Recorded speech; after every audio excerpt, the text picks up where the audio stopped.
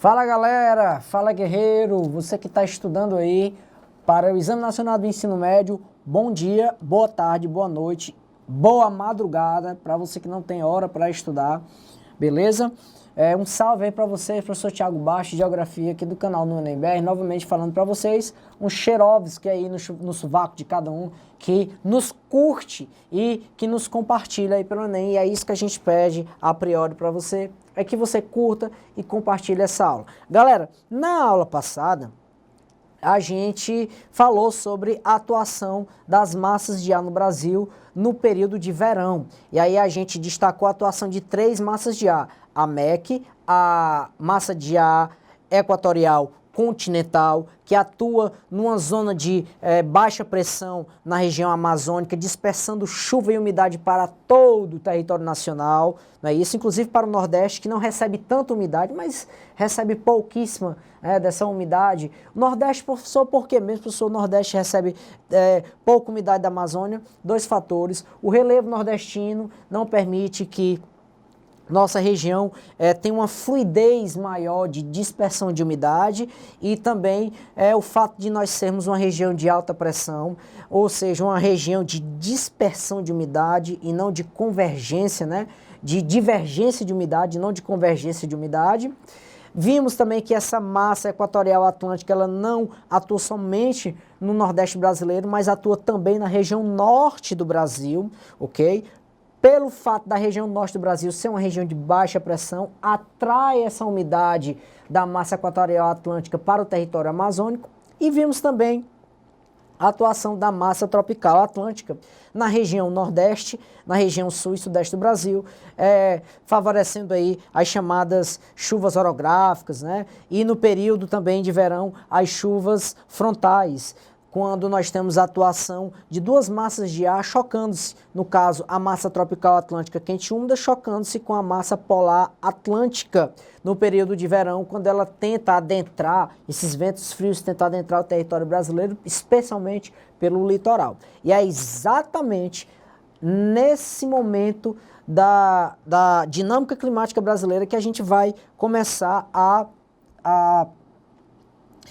discutir melhor com você hoje, que é o período de inverno, quando a massa polar atlântica atua com mais força no litoral brasileiro e no território brasileiro como um todo. Então vamos lá, sem mais delongas, vamos entender como é que funciona a dinâmica dessas massas de ar aqui no Brasil no período de inverno, beleza? Vamos lá para o mapa, eu já deixei aí desenhado para você no mapa o perfil do território brasileiro ante ao mapa da América do Sul.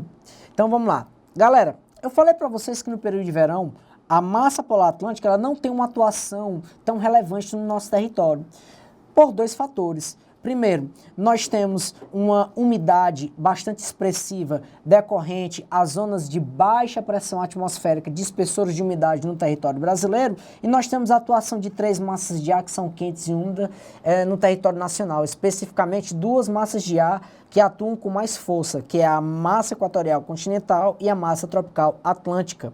Mas galera, no inverno nós temos o recuo da massa equatorial continental. Tá aqui ela aqui, ó. Nós temos o recuo dessa massa equatorial continental. Aqui está ela.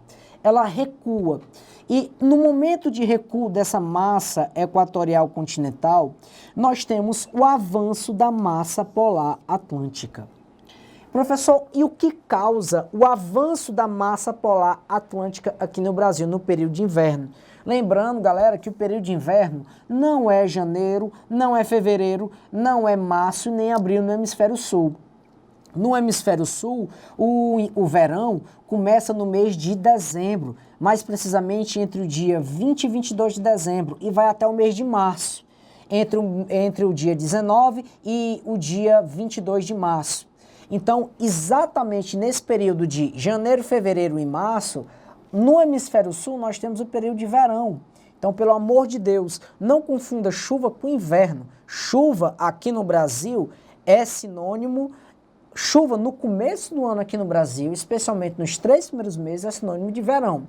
Professor, quando é que nós temos o início do inverno aqui no Brasil? Galera, no hemisfério sul, o inverno atua sobre os meses de junho, agosto e setembro. Mais precisamente, começa no mês de junho. E no mês de julho, nós temos o ápice dessas temperaturas caindo aqui no território brasileiro. E é esse o primeiro sinal de que a massa polar atlântica está atuando sobre o território brasileiro. Nós temos a queda das temperaturas. Por exemplo, nós estamos nesse exato momento no dia 20 de julho de 2017.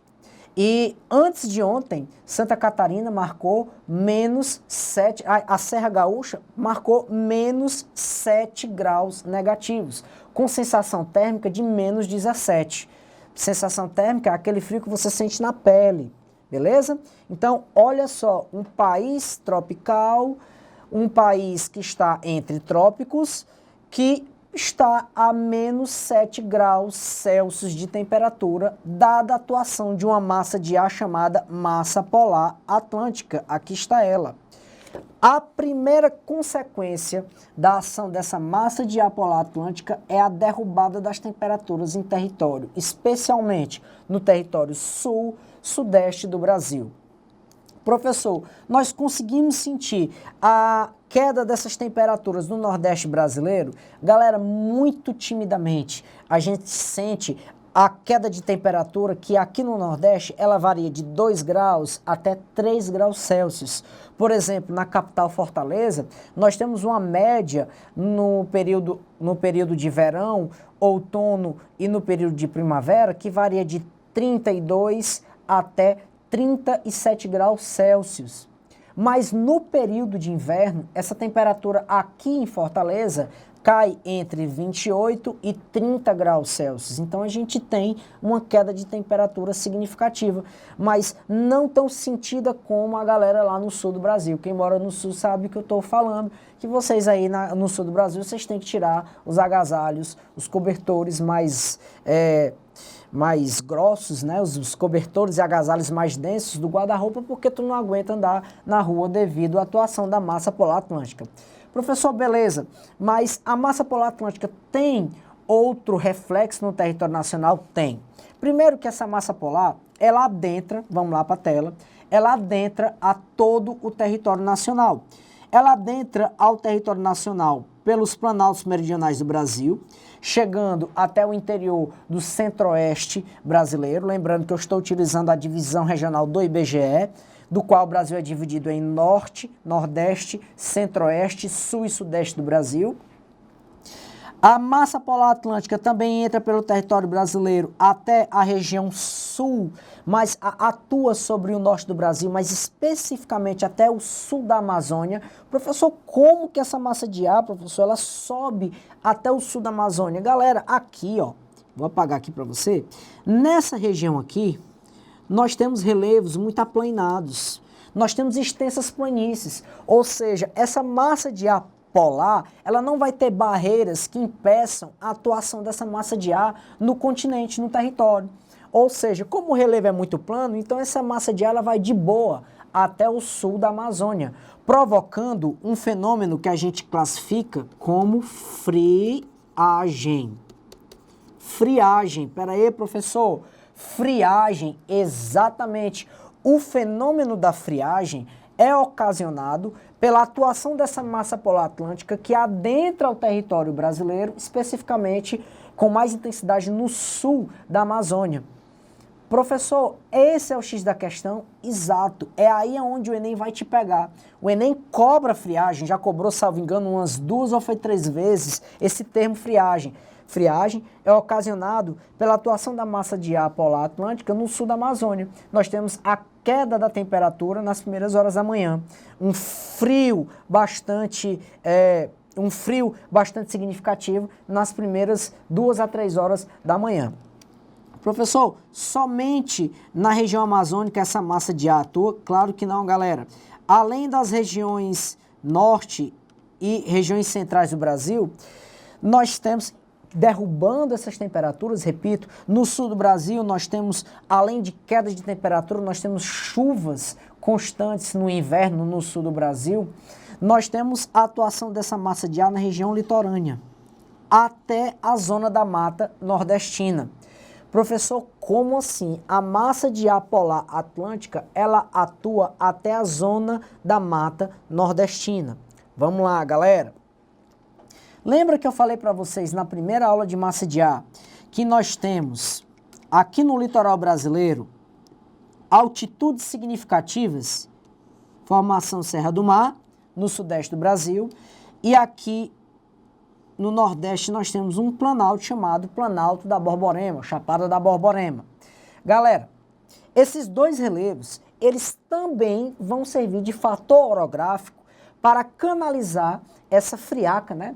Para canalizar essa queda de temperatura na região de litoral brasileiro. Então, observe como os mesmos fatores que proporcionam condições atmosféricas no verão em determinadas regiões do Brasil também proporcionam condições atmosféricas distintas no período de inverno. Então, observe que a massa de ar, ela também atua no litoral brasileiro devido à sua condição orográfica. Professor, e quando essa massa de ar atua no litoral brasileiro e ela se choca com outra massa de ar? Como assim? Explico. Quando a massa de ar polar, aqui está ela, atua no território brasileiro e ela se choca com a massa tropical atlântica, que ainda é atuante sim no período de inverno. Aí, galera, nós temos as chamadas chuvas frontais. Exato. Você que assistiu a última aula sabe o que é uma chuva frontal. Chuva resultado de choque de massas de ar que tem características e propriedades térmicas diferentes. Lembrando, a chuva ocasionada pela massa tropical atlântica é uma massa de ar, uma massa de ar quente e úmida, e a massa de ar polar atlântica é uma massa de ar fria e seca. Essas massas de ar chocando-se frontalmente vão formar a chamada chuva frontal, que atua sobre o sul do Brasil, mas especialmente sobre o sudeste brasileiro e o nordeste, na região da zona da mata nordestina. Tranquilo? Então, nós temos sim, no sudeste, na zona da mata nordestina, no período de inverno, uma condição de queda de temperatura, especialmente no sudeste, e no nordeste essa queda de temperatura é bastante tímida, mas ela ocorre. Mas no nordeste a gente consegue identificar a atuação dessa massa de ar, especialmente pelas chuvas.